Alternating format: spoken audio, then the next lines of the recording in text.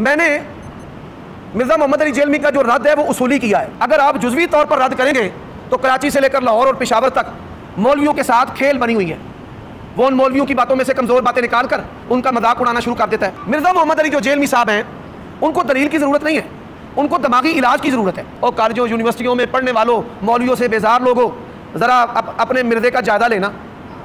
میں نے ایسی لگام ڈال دی اللہ کی توفیق سے, مرتے دم تک نہیں وہ نکل سکتا. اگر آپ حضرت علی کے دور میں ہوتے تو آپ خارجیوں میں ہوتے. 6 ماہ تک 10 لاکھ روپے کا چیلنج ہے, کسی امام محدث کی کتاب سے اپنا کوئی ایک چھوٹے سے چھوٹا پمفلٹ ثابت کر دو, 10 لاکھ روپے انعام دوں گا. 6 ماہ کے بعد میں آپ کو مبالغہ کی دعوت دوں گا. پھر میں کہوں گا کہ عمر صدیق اپنے بیوی بچے لے کر آتا ہے, تم بھی بیوی بچے لے کر آ جاؤ. اگر تیرا منہج سچا ہے اللہ مجھے تباہ کر دے, اور اگر تیرا منہج جھوٹا ہے اللہ تجھے تباہ کر دے. جہالت ہے, بد دماغی ہے, چرب لسانی ہے, منفی سوچ ہے. یہ 4 چیزوں کا مجموعہ مرزا محمد علی جیلمی صاحب ہے. یہ کیا ہے؟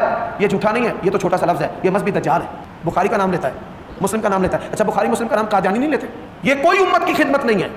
بدتمیز بد دماغ لوگ پیدا کر رہے ہیں. صحابہ کرام کے بارے میں منفی سوچ فکر رکھنے والے پیدا کر رہے ہیں. کاتب قرآن کو نعوذ باللہ منشی کہنا, اس سے کیا گھٹیا طریقہ ہو سکتا ہے؟ کاتب قرآن کو نعوذ باللہ منشی کہنا, اس سے کیا گھٹیا طریقہ ہو سکتا ہے؟ کاتب قرآن کو نعوذ باللہ منشی کہنا, اس سے کیا گھٹیا طریقہ ہو سکتا ہے؟ تو نبی علیہ الصلوۃ والسلام کے کاتب قرآن کے بارے میں منشی کے الفاظ کہہ دینا ہم یہ برداشت نہیں کرتے. تو نبی علیہ الصلوۃ والسلام کے کاتب قرآن کے بارے میں منشی کے الفاظ کہہ دینا ہم یہ برداشت نہیں کرتے. تو نبی علیہ الصلوۃ والسلام کے کاتب قرآن کے بارے میں منشی کے الفاظ کہہ دینا ہم یہ برداشت نہیں کرتے. میں نہیں پریشان ہوتا, میں نہیں پریشان ہوتا, میں نہیں پریشان ہوتا. الحمدللہ کوئی بےایمانی نہیں کی ہے اللہ کے فضل سے. بےایمانی تو وہ کرے گا جس نے کوئی فرقہ لانچ کرنا ہو. ہم نے جتنی باتیں, اس سے بڑی بات ہم نے حدیث کے نمبر لکھ دیے اور ہم نے کہا آپ کاؤنٹر ویریفائی خود کریں.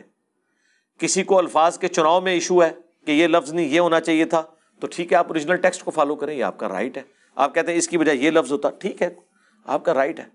دیکھیں اہل حدیثوں نے خود ترجمہ کیا ہے مسلم شریف کا علامہ وحید الزمان نے, کہ حضرت ابو سفیان رضی اللہ تعالیٰ عنہ نے نبی الاسلام کو فتح مکہ پہ کہا کہ میرے بیٹے معاویہ کو اپنا منشی رکھ لیں.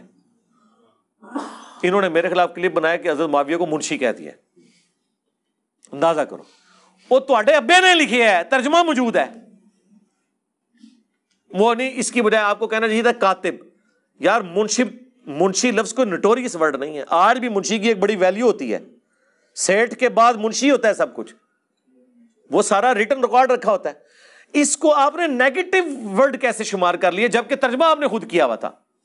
ہم نے دکھا بھی دیا. اپنے بزرگ کو رحمت اللہ علیہ کہہ رہے ہیں اور ہمیں گالی بنا کے, یہ گالی ہے بھی نہیں تھی, اور اگر دینی تھی تو اپنے بابے کو دو. بخاری مسلم میں ایک کاتب وحی ہے جو نبی علیہ السلام سے, جس نے خود سورہ آل عمران پڑھی تھی اور آپ کی وحی لکھتا تھا, مرتد ہو گیا. آپ نے فرمایا کہ زمین اسے قبول نہیں کرے گی. لاش دفناتے تھے تو زمین باہر پھینک دیتی تھی. لوگ کہتے تھے کہ محمد کے اصحاب نے ایسا کیا ہے. اوپنلی دفنایا گیا, پھر لاش باہر آ گئی, پھر ان کو پتہ چل گیا یہ غیبی معجزہ ہے. ظاہر ہے جس نے نبی علیہ السلام کی نبوت کو چیلنج کیا تو اللہ تعالیٰ اس طرح تو نہیں اس کو چھوڑے گا. لہٰذا یہ باتیں کرنا, تو یہ باتیں کچھ اور ہیں. جہاں پہ نبی علیہ السلام نے پروفیسیز فرمائی ہیں نا, وہ یہ والی باتیں نہیں ہیں جن کو آپ بچانے کے لیے کر رہے ہیں. جبکہ اسپیسیفکلی محدثین کے باقاعدہ پھر ان کے اوپر کامنٹس ہیں. مثلاً یہ کہتے ہیں جی وہ صحیح مسلم میں جو آپ حدیث بیان کرتے ہیں کہ حضرت معاویہ رضی اللہ تعالیٰ عنہ کو بلوانے کے لیے ابن عباس کو بھیجا اللہ کے محبوب علیہ السلام نے, کہا معاویہ کو بلاؤ, تو میں نے اس سے کچھ لکھوانا ہے. کاتب تو تھے, وہ بھی صحیح مسلم میں موجود ہے کہ ابو سفیان نے سفارش کی تھی کہ مسلمان اسلام لانے کے باوجود ہمارے ساتھ اچھا سلوک نہیں کرتے, آپ میرے بیٹے معاویہ کو اپنا کاتب رکھ لیں, تو اس کی وجہ سے لوگ ہمیں بھی رسپیکٹ دینا شروع کر دیں گے. تو اس طرح انہوں نے رکھ لیا. کاتب کے الفاظ ہیں, کاتب وہی کہ نہیں, کاتب وہی کہیں اور ہے, وہ میں بعد میں بتاتا ہوں. تو کاتب جب رکھوا لیا تو مسلم شریف میں ابن عباس کو بھیجا, وہ کھانا کھا رہے تھے. انہوں نے کہا یا رسول اللہ وہ تو کھانا کھا رہے ہیں. آپ نے کہا کہ اسے بلا کے لاؤ. دوسری بار گئے تو انہوں نے کہا میں تو کھانا کھا رہا ہوں. 3 بار ایسے ہی ہوا. چوتھی بار آپ کی مبارک زبان سے الفاظ نکلے, خدا اس کا پیٹ نہ بھرے, یہ الفاظ ہے. وہ کہتے ہیں نہیں جی مسلم شریف میں اوپر ایک حدیث ہے کہ نبی علیہ السلام نے کہا اے اللہ میں بھی ایک انسان ہوں, بعض اوقات میری زبان سے کسی کے لیے کوئی ایسے الفاظ نکل جاتے ہیں, اگر میں بدعا کسی کو دے دوں تو اسے دعا بنا دینا. تو یہ حضرت معاویہ کو دعا دی تھی, بیسیکلی ہے بدعا تھی لیکن دعا بن کے لگی. ہم کہتے ہیں وہ حدیث آپ ذرا غور سے پڑھیں. اس حدیث میں الفاظ ہیں کہ اے اللہ میں اگر کسی کے بارے میں ایسی بات کر دوں اور وہ اس کا اہل نہ ہو، ورنہ تو حضور کی ساری دی ہوئی بدوائیں دعائیں مان جائیں گی، پھر تو حضور کو بدوا دینی ہی نہیں چاہیے۔ پکی والا جواب ہے، اگر وہ اہل نہ ہو تو اسے دعا بنا دینا، اور اگر اہل ہوگا تو بدعا لگے گی۔ تو ہم محدثین سے ہی پوچھ لیتے ہیں کہ یہ کیا تھا۔ اگر یہ کہتے ہیں نا کہ دعا بن گئی تھی تو ہم پھر بتاتے ہیں دعا کیسے بنتی ہے۔ اگر یہ دعا ہے نا تو صحیح بخاری میں موجود ہے، انس ابن مالک کہتے ہیں مجھے نبی علیہ السلام نے دعا دی تھی کہ تیری اولاد کثرت سے ہو، میں 100 سے زیادہ اپنی اولاد میں سے لوگ دفن کر چکا ہوں، 120 سال کی عمر میں فوت ہوئے آلموسٹ۔ تو یہ دعا نظر آ گئی نا کثرت اولاد کی، تو اتنی کثرت سے ہوئی کہ 100 زیادہ دفنائے ہیں، تو اور بچے کتنے ہوں گے؟ جبکہ چھوٹی عمر میں شادیاں ہو جاتی تھی اس وقت، اور ایک سے زیادہ لوگ شادیاں عرب کے کلچر میں کرتے تھے، تو دعا نظر آئی نا۔ اب یہاں پہ اس دعا کی اگر یہ دعا بنی ہے نا، پھر یہ ہوگا کہ حضرت معاویہ رضی اللہ تعالیٰ عنہ ایک لقمے ہی لگاتے تھے تو ان کا پیٹ بھر جاتا تھا، یہی ہونی چاہیے نا۔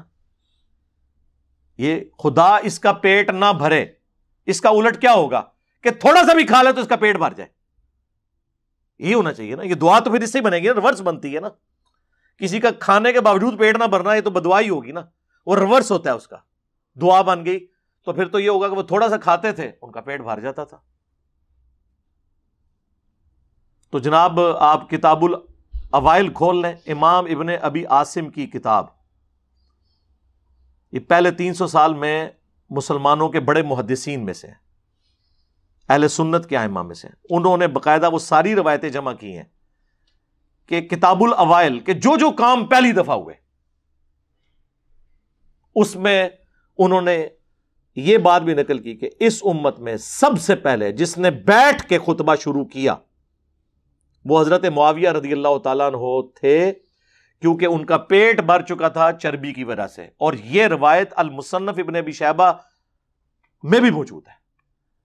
تو پریکٹیکلی ان کا پیٹ بڑا ہو گیا تھا، وہ کھڑے ہو کے خطبہ نہیں دے سکتے تھے، کھڑے ہو کے خطبہ دینا سنت ہے جمعے کا، ان کو بیٹھ کے ممبر پہ خطبہ دینا پڑتا تھا۔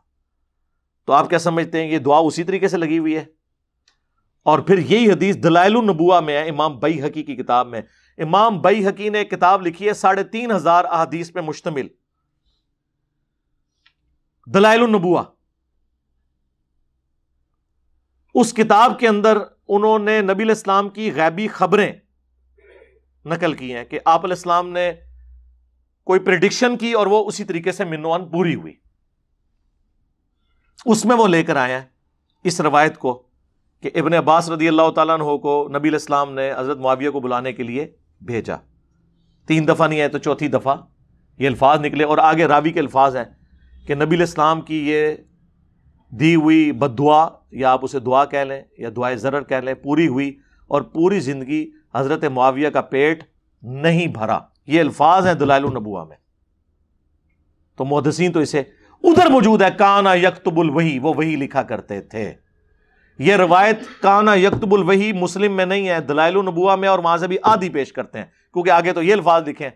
تو میں نے تو کربلا والے ریسرچ پیپر میں ساری روایتیں ڈالی ہوئی ہیں، تو یہ بیان کریں پھر پوری روایت آگے کیا لکھا ہوا ہے کہ پوری زندگی ان کا پیٹ نہیں بھرا۔ تو وہ اسی طریقے سے اسے پھر ہم پوچھتے ہیں یہ دلائل النبوہ میں کیا کر رہی ہے یہ حدیث؟ کوئی خبر اس میں سے نکلتی ہے نا، تو یہی خبر نکلی ہے، اور کیا نکلی ہے؟ تو خدا کے لیے اللہ سے ڈر جائیں، جو بات جس طریقے سے ہے اس کو اسی طریقے سے قبول کریں۔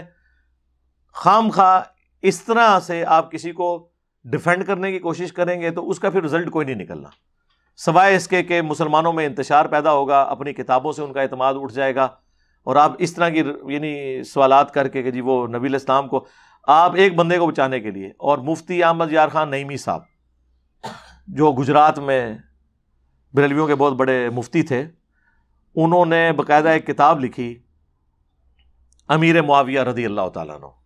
اس میں انہوں نے پوری کوشش کی نا، ان کی جس طرح کی اس طرح کی حدیثیں، وہ تو اس چیز کے ماسٹر ہیں۔ جال حق میں آپ دیکھ لیں انہوں نے عقیدوں میں کس طریقے سے کان لا کے یہاں سے یہاں تک پکڑے ہوئے ہیں۔ وہ قرآن میں آیا نا کہ قرآن کے ساتھ کی کوئی کتاب لے آؤ اور جتنے بھی جن و انس میں تمہارے مددگار ہیں انہیں بلا لو۔ کافروں کو اللہ نے چیلنج دیا سورۃ البقرہ میں اس سے انہوں نے بابوں سے مدد مانگنا ثابت کی ہوئی ہے کہ اللہ تو خود کہتا ہے کہ مدد مانگو. یہ اس بندے کا انٹلیکچوئل لیول تھا. تو ظاہر ہے پھر ایسے ہی بندے کی کمپیٹنسی ہے کہ وہ حضرت امیر معاویہ رضی اللہ تعالیٰ عنہ سے متعلق باتوں کا دفاع کرتا.